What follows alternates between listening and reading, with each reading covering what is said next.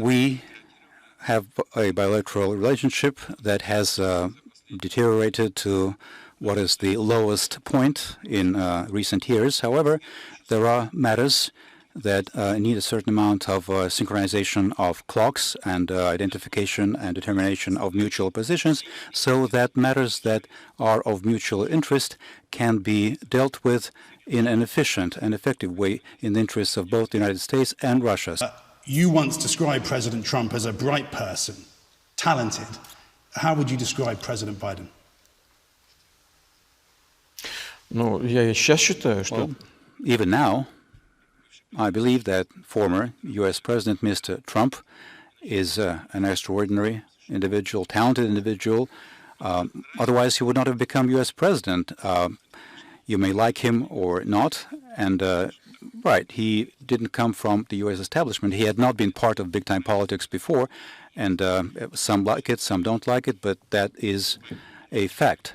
President Biden, of course, is radically different from Trump because President Biden is a professional. He has spent virtually his entire adulthood in politics. He has been doing it for a great deal of years, and I have already said that, and that is an obvious fact. Just think of the number of years he spent in the Senate and how many years he was in charge of international politics and disarmament, virtually at the expert level. That's a different kind of person, and it is my great hope that, yes, there are some advantages, some disadvantages, but there will not be any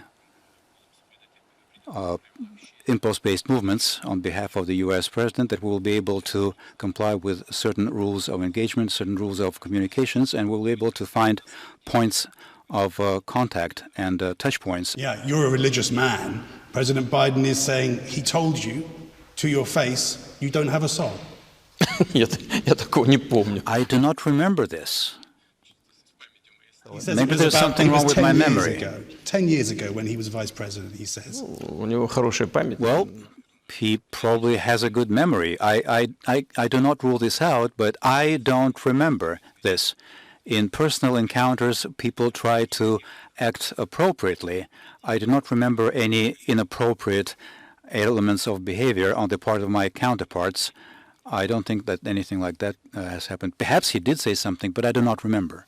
The late John McCain in Congress called you a killer. When President Trump was told that you are a killer, he didn't deny it. When President Biden was asked whether he believes you are a killer, he said, I do. Mr. President, are you a killer? Послушайте меня. Look, Я привык за время своей работы к атакам с разных сторон.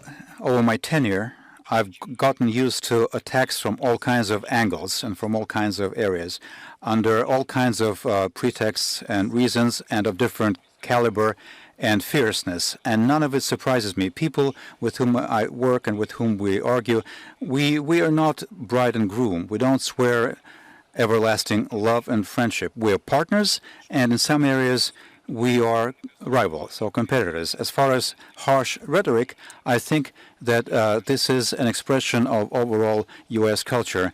Of course, in Hollywood, because we mentioned Hollywood at the beginning of our conversation, there are some underlying deep things in Hollywood, macho, which can be treated as cinematographic art, but that is part of U.S. Political culture where it's considered normal. By the way, not here.